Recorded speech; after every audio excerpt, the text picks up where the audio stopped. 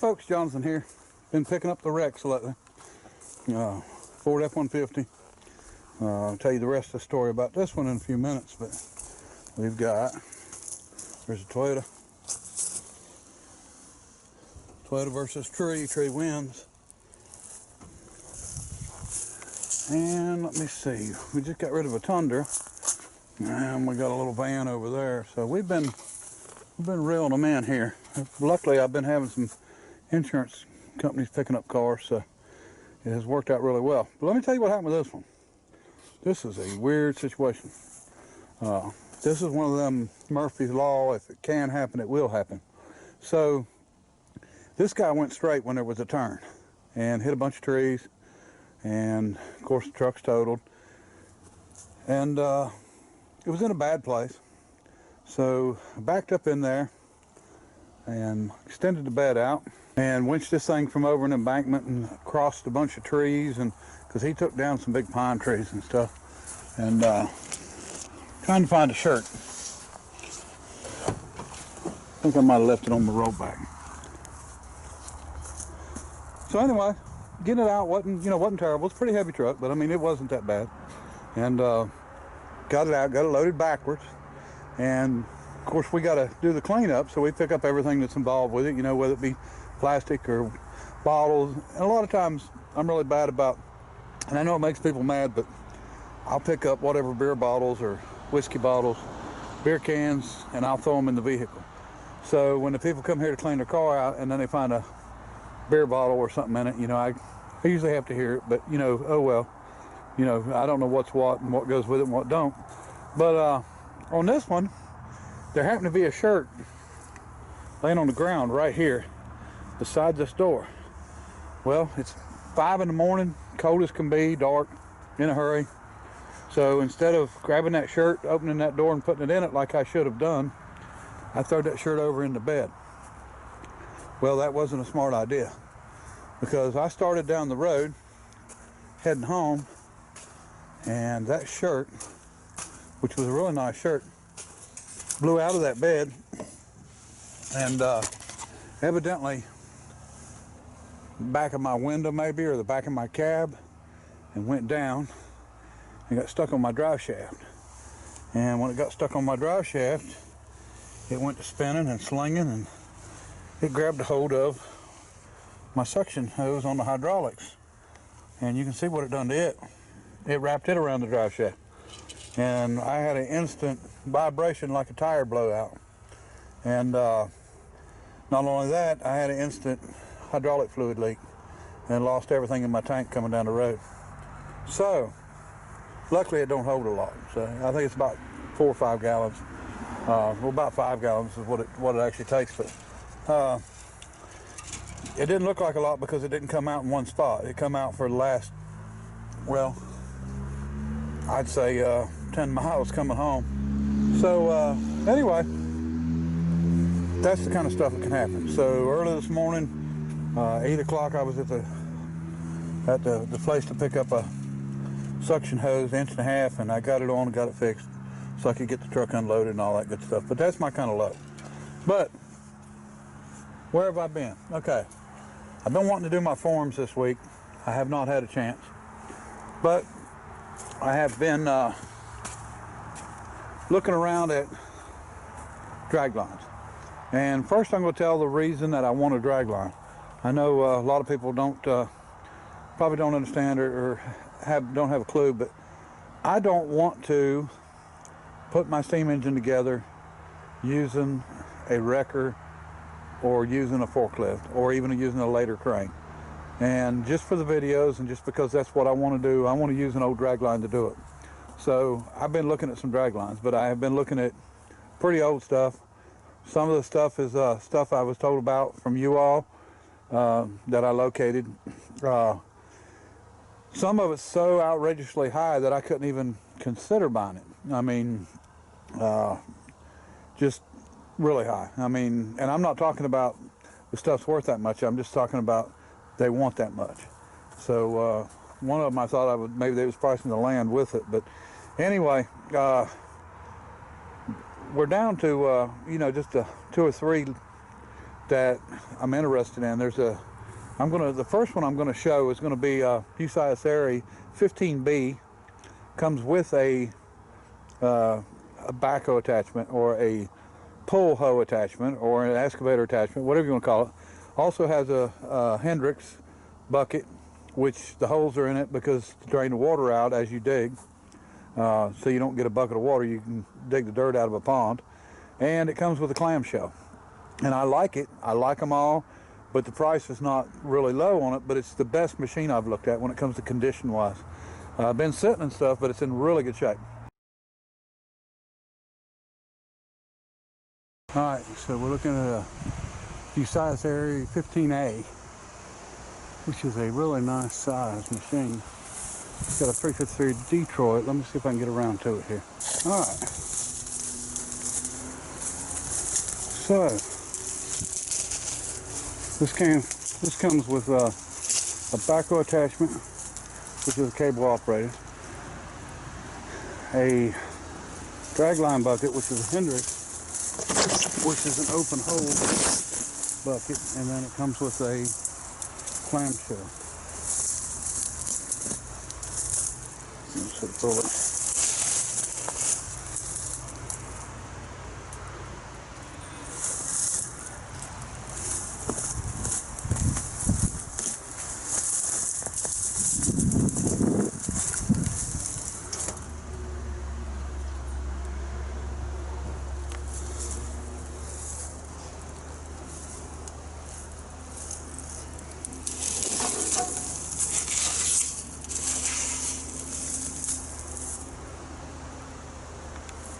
All right.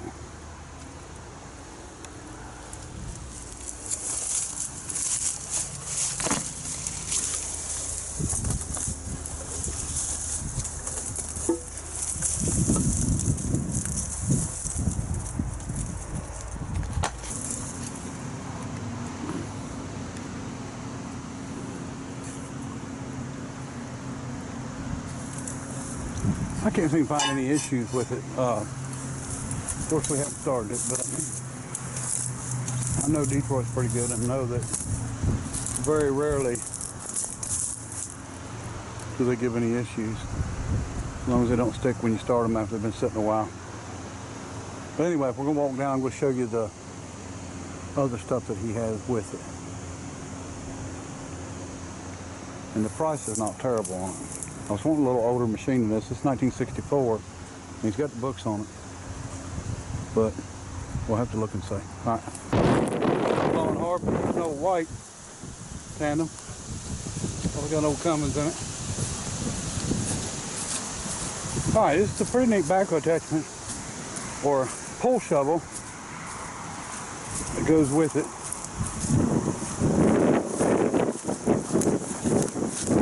Get down into it. Wind's blowing hard now.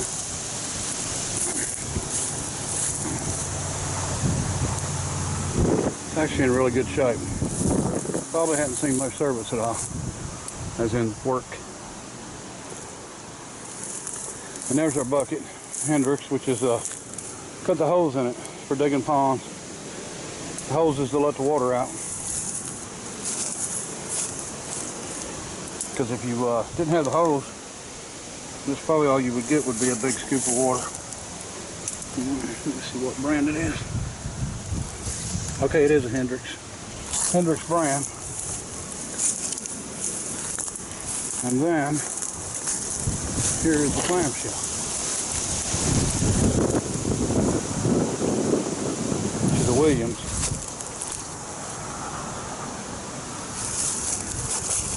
Not too bad.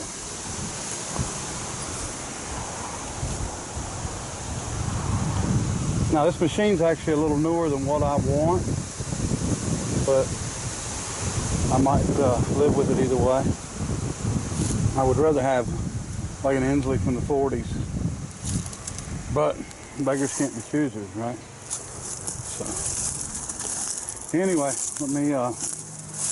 see what we can get figured out on this whole situation. And I may or may not buy it, who knows. Okay, this next one we're going to look at is I think it's a 4000 series American. All I've got is one picture of it. I looked at it. I looked it over hard. It's a big machine, way bigger than what I need or what I want. It's where I think the 15B is probably like a half yard or maybe 3/4 yard machine. This other one's you know, a yard and a half, twice the size, and I don't need one that big at all. But I looked at it anyway, and I looked at two for parts. So I'm going to go ahead and show you that video of the two parts ones. They've been in the woods for years and years, and I don't think they were that bad when the engines was actually cut out of them. But take a look at these anyway. All right, folks, here we have an old American. And I thought these two were parts for the other machine. I didn't get any video of it, but it is huge in comparison to this one and the other one.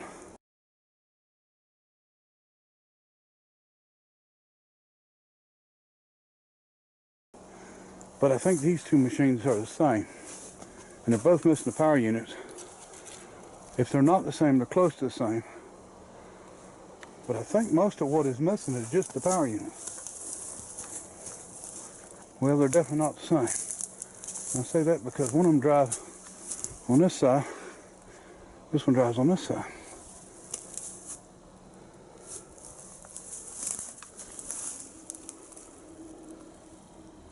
Remove all slabs, something.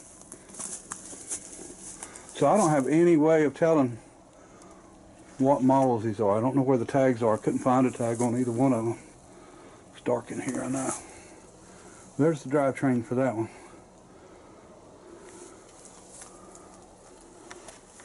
I don't even know what power units were in these. I know there's a 471 in the other machine.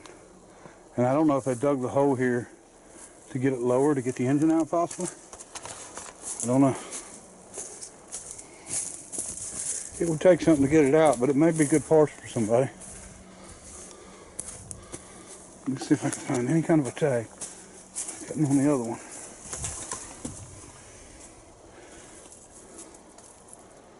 Yeah, they're reversed, aren't they? The side of the engine's reversed anyway. So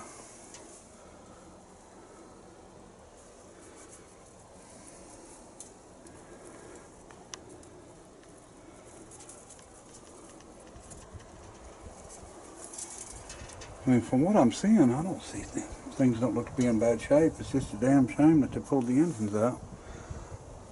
Because all the linings and the pads look good. Everything I see. Don't know. I don't know that they would even be worth putting back together, but, you know, and I'm not familiar with really an American. But they're here, and we'll snap a couple pictures. I haven't found a tag on either one of them. We'll snap a couple pictures either way. All right. All right, folks, here's the other one. This is the other one that they removed the power unit from. And I think it drives from this side, or from the other side, where that other one drives from, yeah, left side. Don't know why they would have changed up, but that's the way they are. Same brand, but they're definitely not the same machine. That one of them's got the controls on one side, one's got them on the other. It is reversed completely. The boom's in rough shape on this one, bent up pretty bad.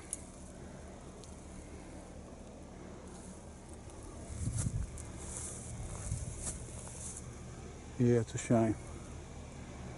Just a shame, and these are big machines too. These are not that, they're not really small, so they're not easy to move or to mess with. This one might be the same size as the other one down there with the 471. I'm not sure. We'll have to see what we can find out. Somebody's bound to know a little more than I do about these things. Yeah, unfortunately, I don't know that these machines will ever be put back together. All right, well, fun to look at anyway.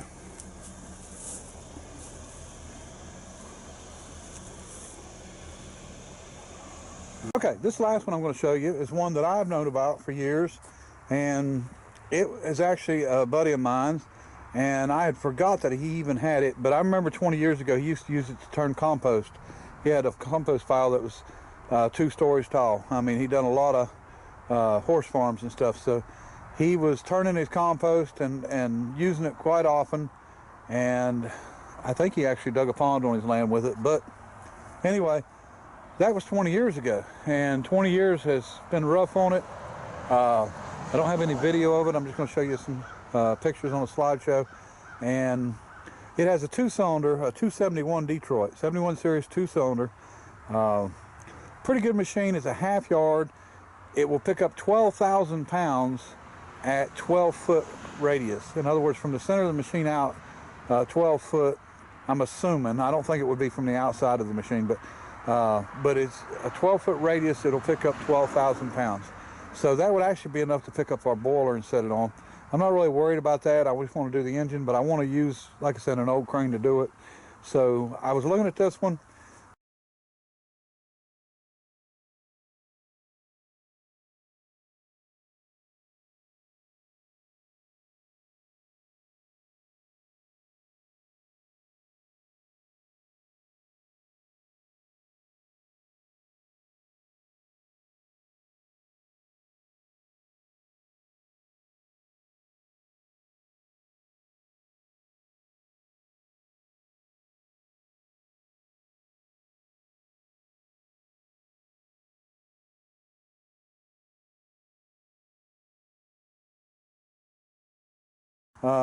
Boy, the time has been rough on her, so I don't know.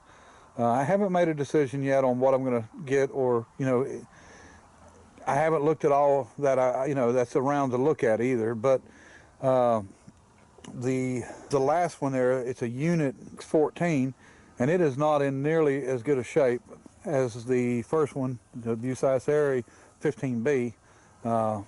Not at all. And I think that the backhoe attachment, or the digging attachment for that Bucyrus, I don't think it's ever been used. I think it's actually new, and you know, it was bought in '64, and I don't think it was ever put on. So anyway, we haven't found what we're needing for sure yet, but the main reason that I want one of these machines is to set up my steam engine, and I just want to be able to do the videos using it. I just think it would be a better video.